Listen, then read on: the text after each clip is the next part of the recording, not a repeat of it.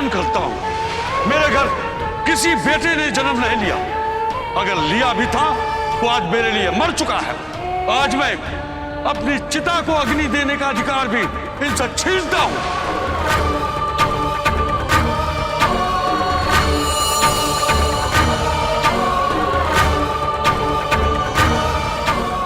तुम ठीक तो हो ना पूनम? हाँ हाँ भाभी, हम ठीक हैं।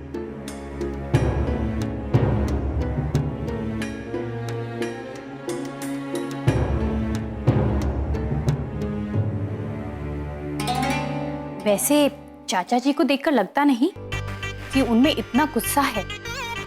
एकदम कट्टर बाप बन के दिखा दिया उन्होंने दीपक जी को। खैर, उसमें चाचा जी की भी क्या गलती? अब अगर बेटा ही पैसों का इतना लालची होगा तो बाप का कलेजा तो फटेगा ही ना।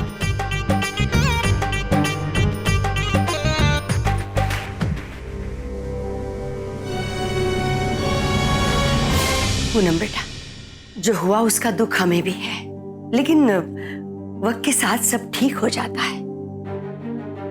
तुम अपनी उम्मीद मत खोना बेटी। जी माँ जी। अच्छा, आकाश कहाँ है? वो माँ जी, आकाश माँ पापा को घर दिखाने गए हैं। अच्छा, ये तो बड़ी अच्छी बात है। पर कोल्हू के बैल की तरह हालत हो गई है बेचारे आकाश की।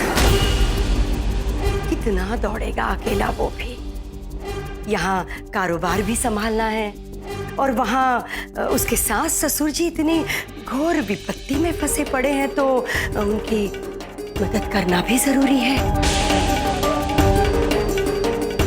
और यहाँ कारोबार में कुछ गड़बड़ हो जाएगी तो बाबूजी भी चिल्लाएंगे और वहाँ इतना काम करके थक भी जाएगा बेचारा। पर तुम बिल्कुल चिंता मत करो बेटी। तुम्हारे भाई ने अगर तुम्हारे माता पिता को छोड़ दिया है तो कोई बात नहीं। आकाश है ना, मेरे लिए और अपने बाबूजी के लिए उसके पास समय बचे ना बचे। कारोबार में चाहे जितना भी नुकसान हो जाए, पर तुम्हारे माता पिता के साथ वो जिस तरह खड़ा है उनका सहारा बनकर, वैसे ही वो हमेशा रहेगा। इस बात की मुझे बड़ी खुशी है बेटा।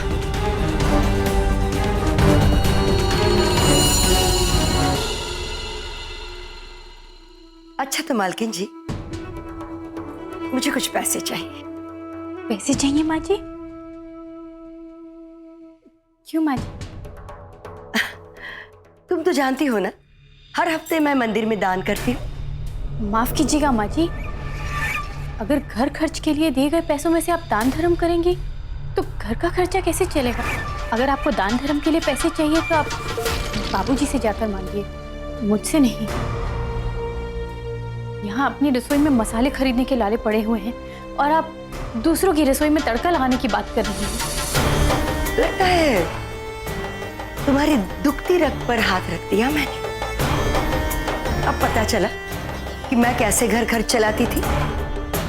कोई बात नहीं, अगर हफ्ते से पहले अगर तुम्हारे पैसे खत्म हो जाए तो मेरे पास मांगने मत आना, दान में भी नहीं दूंगी।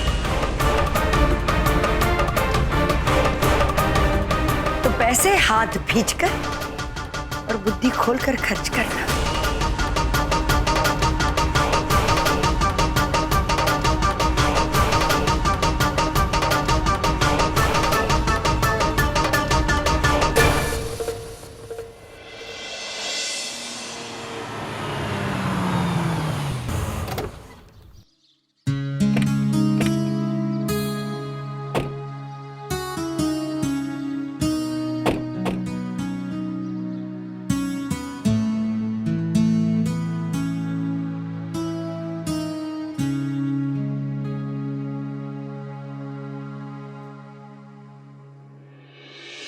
अरे रघुनाथ जी नमस्कार, आइए आइए, बहुत सही समय पर आए हैं। अरे पूनम बेटा, तुम्हारे माताजी पिताजी भी आए हैं, उनके लिए भी चाय लेकर आओ। जी बाबूजी। मंगला बता रही थी कि आप लोग सीतापुर घर देखने के लिए आने वाले हैं।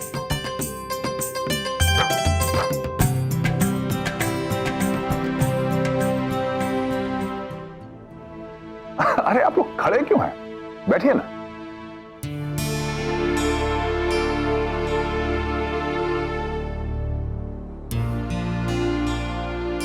बाबूजी, अमीर नगर से कनवा खेड़ा तक 6 घर देखे। घर सारे अच्छे थे, लेकिन कहीं ना कहीं कोई ना कोई समस्या जरूर थी। और 6 के 6 मतलब समझ में नहीं आए। कहीं पानी की समस्या तो कहीं बिजली की, कहीं सड़क खराब है तो कहीं घर के पास नाला है। अरे वो अर्जुनपुर का घर दिखाने के लिए कहा था, उसका क्या हुआ? गए थे बहन जी, पर घर जरा महंगा था। अरे तो क्या हुआ? जगह तो अच्छी है। वो जगह एकदम शहर से बाहर पड़ जाती है, और इस उम्र में हमें ऐसा घर चाहिए जहाँ पे आसपास थोड़े लोग हो, चहल पहल हो। वो इलाका तो बहुत ही सुनसान है। अच्छा हुआ चाचा चाची जी आप लोग आ गए। मैंने अपनी सहेली से कह के आप लोगों के लिए घर पता किया है। घर बहुत अच्छा है और सस्ता भी है। ना पानी की तौबा और ना बिजली की हाय हाय। और बस तो आपको घर के सामने से ही मिल जाएगी, आने जाने में आसानी रहेगी। तुम किस जगह की बात कर रही हो? कहाँ है ऐसा घर? बाबूजी, सीतापुर लखनऊ रोड, वहां पर। सीतापुर लखनऊ रोड पर या अर्जुनपुर में ही घर लेना है तो लखनऊ का घर बेचकर यहाँ आने की क्या जरूरत है? कोई बात नहीं, अगर अच्छे घर के लिए थोड़ा सा इंतजार भी करना पड़े तो कर लेना चाहिए। पता नहीं भाई साहब, और कितना इंतजार करना पड़ेगा। देखिए ना, मैं भी यही चाहती हूँ कि आप जल्दी से यहाँ सीतापुर आकर बस जाएं। लेकिन फिर भी मुझे लगता है कि लखनऊ का घर बेचने से पहले आप लोगों को एक बार ठंडे दिमाग से सोच लेना चाहिए। इतने सालों आप वहां रहते आए हैं, अब अचानक नई जगह में जाकर बसना मुझे तो ठीक नहीं लग रहा। आप इतनी जल्दबाजी मत कीजिए, देख परख कर घर लीजिए। पूरी जिंदगी बीत जाने के बाद नई जिंदगी की शुरुआत करना, और वो भी अनजान लोगों के साथ, ये इतना आसान नहीं है समझी जी, और वो भी इस उम्र में। देखिए, आप बुरा मत मानिए, आपके रिश्तेदार हैं हम। आपका भला हम नहीं सोचेंगे तो और भला कौन सोचेगा? अब इसमें बुरा मानने वाली कौन सी बात है बहन जी? शायद आप सही कह रही हैं।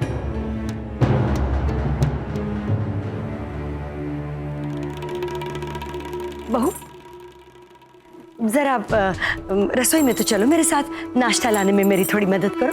मैं भी आई। आओ बहू। सुरेश भाई? हाँ जी, नमस्कार। हाँ हाँ बोलिए। अरे सुरेश भाई, ये तो बहुत अच्छी बात है, मैं बिल्कुल इंतजार करूंगा। आप मुझे फोन कीजिए। जी शुक्रिया।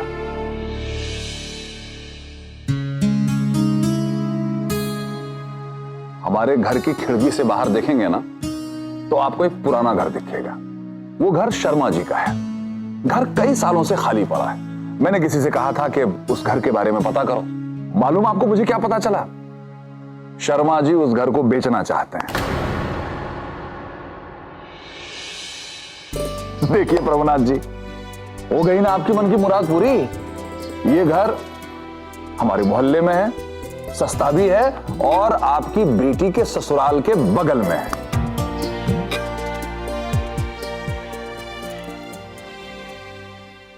लेकिन बाबूजी, वो घर तो एकदम खंडर के जैसा है। तो उससे क्या फर्क पड़ता है?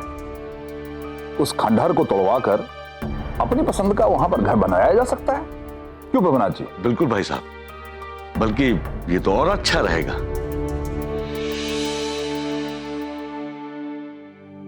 क्या खाक अच्छा हुआ? हाँ? ये मुसीबत टांग ली हमने गले में। अगर ये लोग यहाँ आकर बस गए तो 24 घंटे और 8 प्रहर यहीं पड़े रहेंगे। लेकिन माँ जी, मैंने उन्हें घर से दूर बसाने की कोशिश तो की थी ना। देख ली तुम्हारी कोशिश। अगर लखनऊ वाली सड़क पर घर बताओगी तो सीधा मना ही करेंगे ना वो। तुम्हें कोई और घर नहीं मिला, सीतापुर में होकर भी हमारे घर से दूर। पर माँ जी, ऐसी जगह आपने भी तो बताई थी, अर्जुनपुर। वहां के लिए भी तो उन लोगों ने मना कर दिया। तुम्हारा ध्यान मेरी बातों पर होता है या अपने काम पर?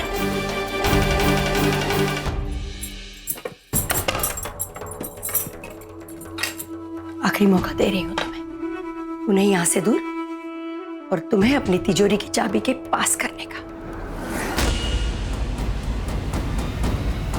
चलो अब। तो सुरेश भाई शर्मा जी से बात करके मुझे ये बताएंगे कि उनसे कब मुलाकात हो सकती है।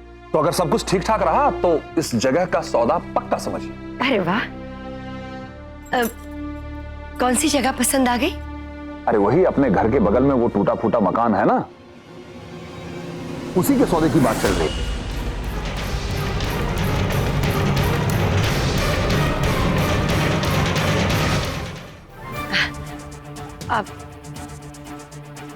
अपने बगल वाली जगह? अरे हाँ, अगर उसका सौदा हो जाए तो कितना अच्छा रहेगा। समधी समधी आसपास।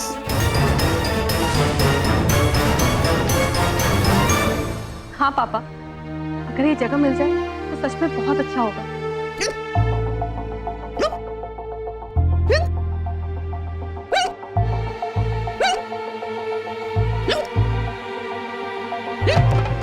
भाभी, बहू क्या हुआ? आप बैठ जाइए। महेश, पानी लेकर आना जल्दी।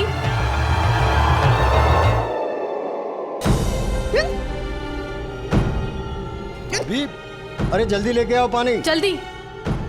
जाना क्या हो गया कन्नू? भाभी, पानी।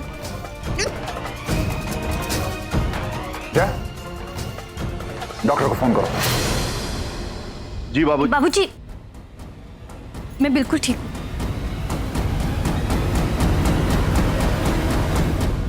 अरे क्या हुआ बहू? आखिर बात क्या हुई? घबरा क्यों गई तुम? बस ऐसे ही। तो बाबूजी, हम लोग शर्मा जी से बात करके उस जगह का सौदा तय कर लेते हैं। ठीक है बेटा।